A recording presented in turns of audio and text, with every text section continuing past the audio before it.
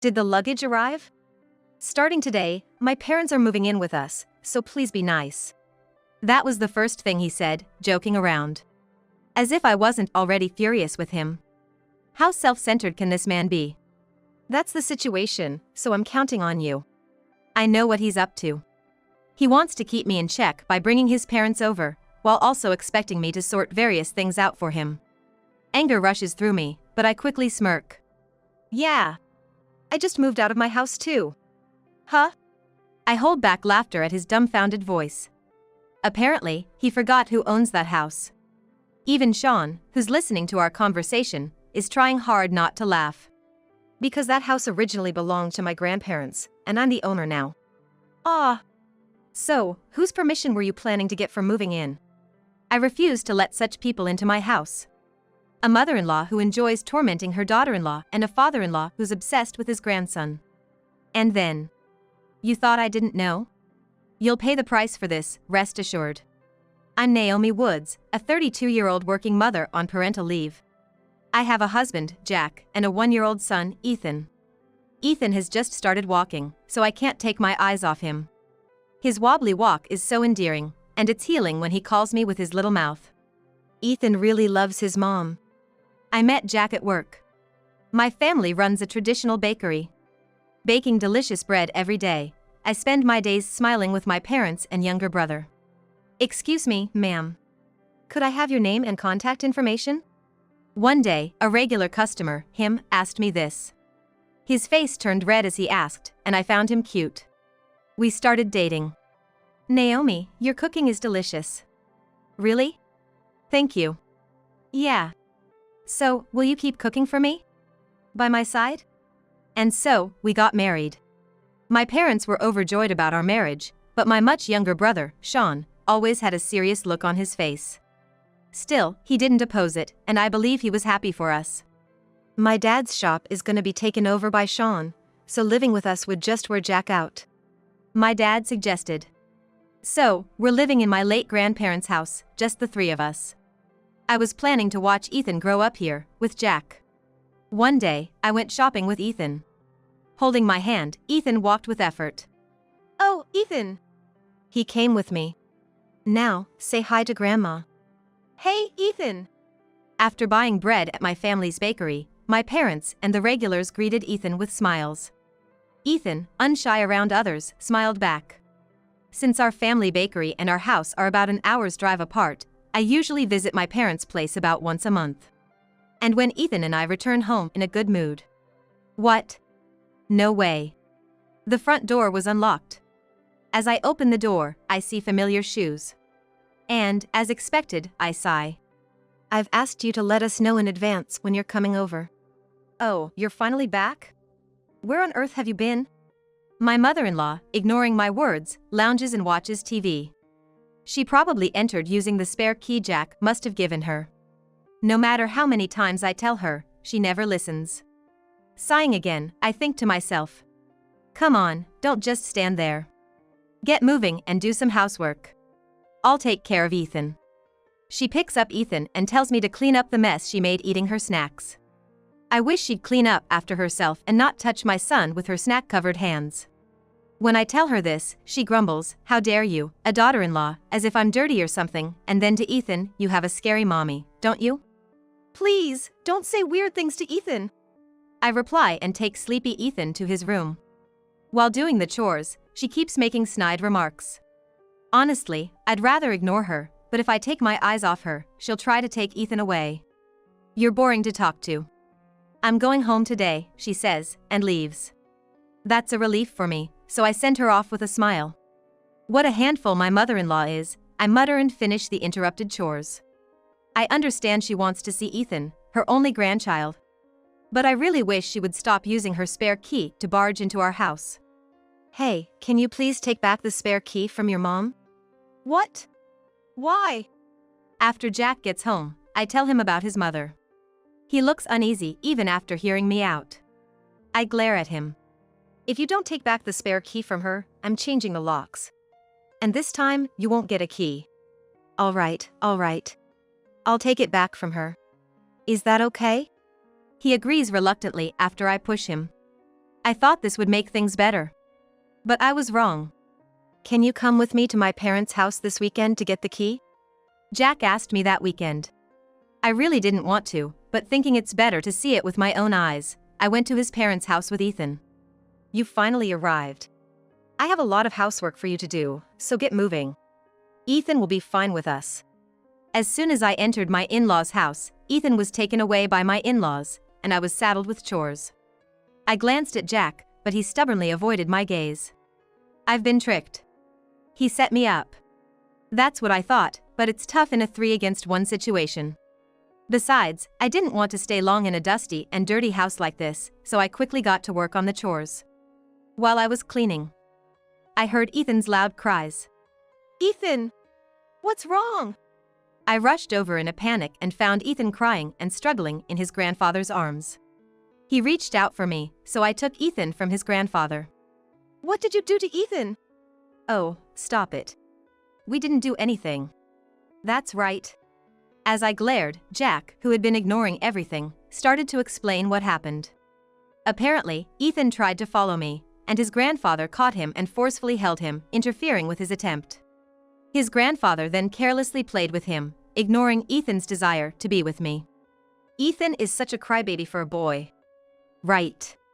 It's because he's being raised by a lousy daughter-in-law like you. He should really be with us. I can't leave Ethan here. Excuse us. I hugged Ethan tightly and rushed out of the house. I shouldn't have believed Jack's words. I'm sorry, Ethan. I went home and laid the exhausted Ethan in bed. Then, I called my mom to vent about everything. Meanwhile, I heard nothing from Jack, who was left at the in-laws. About an hour later, the doorbell rang. Sis, can I come in? Sean? What's up all of a sudden? Mom told me to come here. I brought some bread from home. Sean was there with bread from our family bakery. He told me I must be tired and took over the household chores for me. He also cheerfully took care of Ethan, who had just woken up, improving both our moods. You're a lifesaver, Sean. It's no big deal, we're family. Also, a message from Mom. She said you can always come back home. Hearing that, I felt relieved knowing I have such a dependable family. Jack returned a few hours after Sean left. He had conveniently eaten at his parents' house before coming back. Ethan and I were really hurt this time. I'm really sorry. But you know, Dad and Mom didn't mean any harm. Ethan was crying. He showed signs of remorse when I got angry.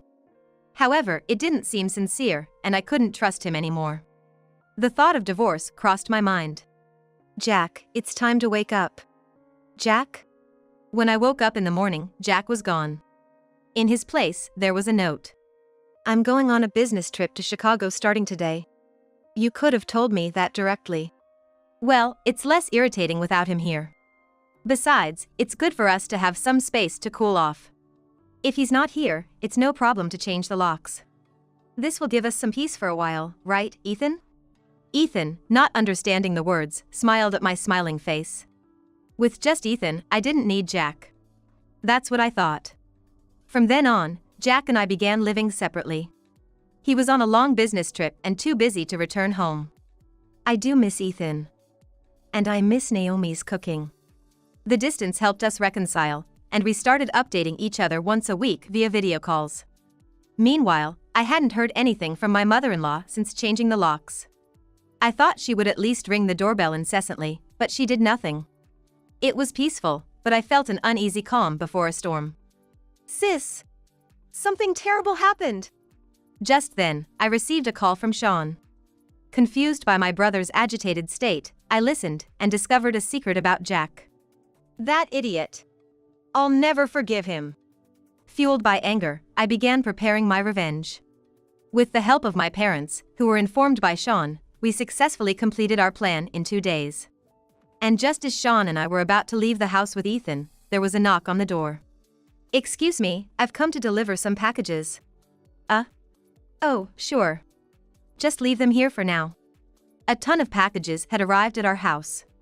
Upon checking the names, they belonged to Jack's parents. I immediately called Jack. Did the packages arrive? From today, you'll be living with my parents. Good luck. What a joke. That was the first thing he said. As if I wasn't angry enough at him already. How selfish can this man be? That's the plan, so count on it. I knew what he was up to. He wanted to control me by bringing his parents into the house while he sorted out his own conveniences. Rage surged through me, but I quickly smirked. Yeah. I just finished moving out myself. What? I had to hold back my laughter at Jack's dumbfounded voice. It seemed he had forgotten who owned that house. Sean, listening beside me, also struggled to contain his laughter. Because, that house originally belonged to my grandparents, and I'm the owner now. Oh. So, who exactly did you plan to cohabit with without permission? I'd never let such people into my house. A mother-in-law who enjoys making her daughter-in-law's life miserable, and a father-in-law who tosses his grandson around. And you think I knew nothing? You'll definitely pay the price for this. Who would live with a husband who cheats on business trips? Wait a minute, you moved out? Exactly as I said. I've already sold that house. What? Why would you do something so drastic? My parents are supposed to arrive there this afternoon. Apparently, he had planned to force cohabitation without my consent. The reason why I hadn't had any surprise visits from my mother-in-law recently must have been because she was busy packing for the move. Dealing with all the clutter at my in-laws' house must have been a hassle. But well, that's not my problem anymore. Don't mess with me. The one messing around is you and your parents. Their packages are at the front door. Bye. With that, I ended the call. He tried to call back immediately, but I blocked his number and all other contacts. Sorry for the wait, Sean. It's okay. Come on, let's go. I owe Sean so much. It was thanks to him that I found out about Jack's affair. Sean had gone to Universal Studios in Orlando with his girlfriend, and there he spotted Jack cozily arm-in-arm with an unknown woman. I hadn't seen my brother-in-law since the wedding, but he was a regular, so I remembered him. He took evidence of the affair and let me know. Then, with my parents' help, I got straight to work. Among the regulars at our family bakery was a private investigator who got us more evidence. And through the PI's connections, we found a lawyer. A real estate agent, a friend of my father's, quickly got to work on selling the house. That house had been renovated before you two moved in, sparkling from top to bottom. There's a school nearby, and it's walking distance to the station. So it'll sell high and fast. Dad said. True to his word, the house sold quickly. The handover was supposed to be today, but then all those packages from my in-laws arrived. I'm home. Welcome back, Naomi. And you too, Ethan. Both of you, welcome home. You must be tired. Thanks to my parents' warm welcome, I let out a sigh of relief. I'm home, I said with a smile, and Ethan also raised his cheerful voice. Everyone laughed in response. Now, all that was left was to fight back. I'm gonna work hard, so cheer for me, okay? To my words, Ethan kept smiling adorably as usual. Oh, Naomi. Are you working at the shop today? Yes, I am. Please buy a lot. Then, I started working at the shop front while taking care of Ethan. The regular customers greeted me with smiles. Being back at the shop was a fun time for me. It was then that it happened. Naomi! Naomi! Jack and his parents appeared. I stopped what I was doing, handed Ethan to my mother, and confronted them. Let's step outside so we don't bother the other customers, shall we? I don't care about the other customers. What's with this rash decision you made? Oh, but going on a business trip and cheating is not rash?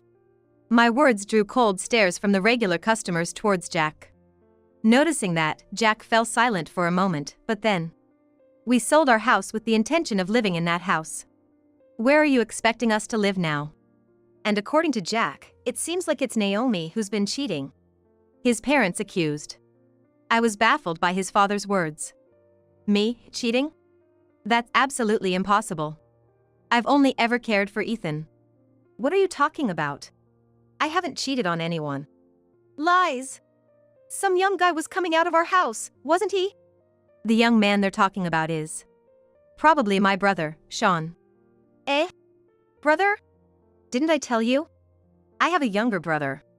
As we were talking, Sean popped his head out from the back. Seeing his face, Jack realized and looked surprised.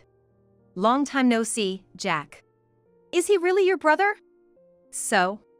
You thought I was cheating, so without checking, you cheated as well? The business trip was real. But during it, Jack became involved with another woman and chose not to return home, opting to nurture this new love. And then, to support this woman, you got into debt? Eh?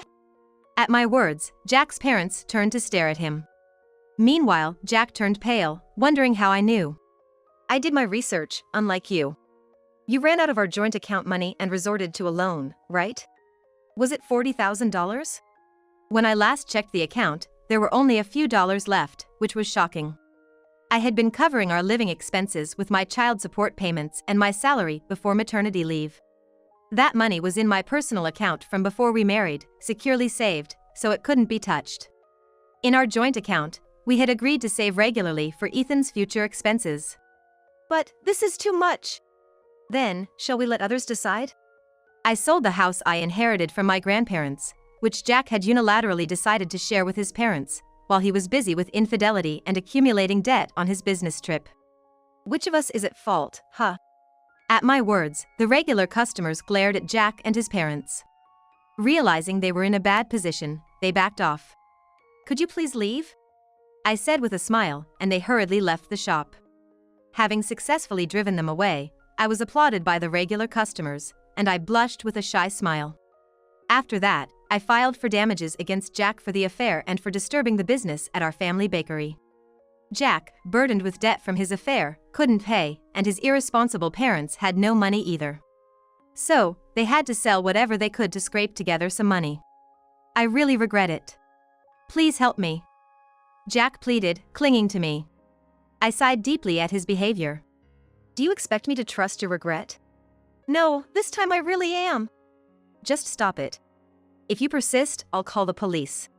In my words, Jack's shoulders slumped in defeat. I gave him a cold look.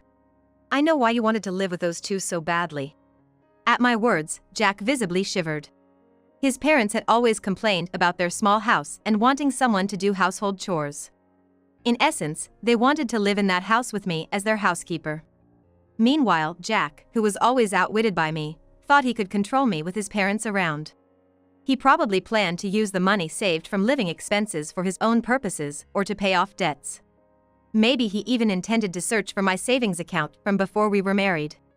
Am I wrong in my thinking? How do you know all this? Being in customer service means observing people. Besides, I married you because I loved you, even though you approached me.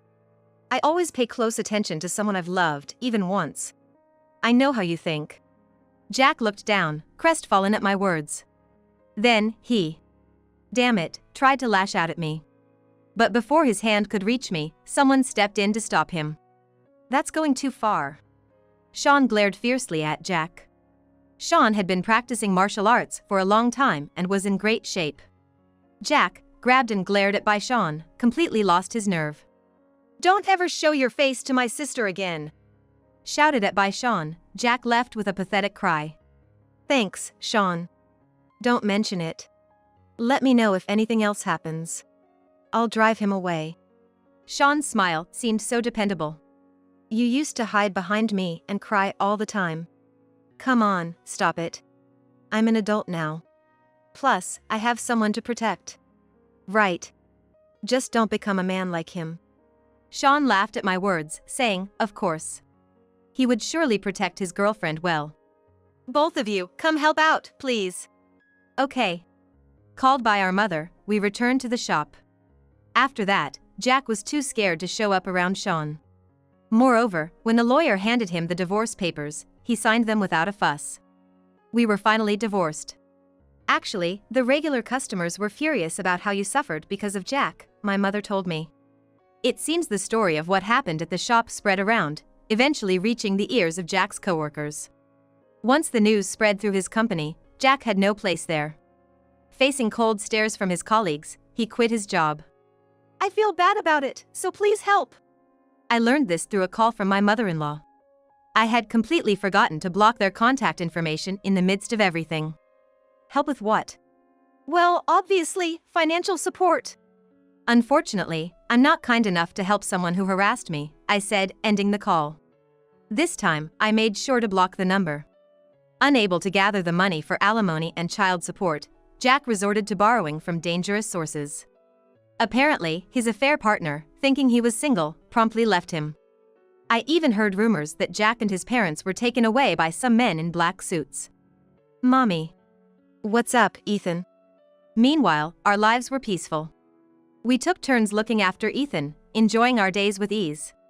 The regular customers also adored him. Separating from Jack brought us happiness. Let's play with Mommy today. Ethan responded with an angelic smile to my words. Sometime later, our family grew. Sean's girlfriend came to our house. She adored Ethan. I'm so happy to have a nephew like him, she exclaimed. I think I can build a happy family with her, Sean said with a smile. A kind person like him choosing her meant she must be all right. If anything happened, I'd be there to help this time. We had no more contact from Jack's side. Thanks to that, our days were very calm. Okay, Mommy's gonna work hard, so stay with Grandma today, okay? Now, the five of us would watch Ethan grow. And I, once again, walked forward, ready to bake delicious bread. Years later, our family grew even more. Sean and his girlfriend got married, and they had a child. Moreover, someone appeared who wanted to be with me. If anyone makes you cry, I'll protect you. Ethan, who has grown up, now says such things. Together with Ethan, I continue to run the bakery today.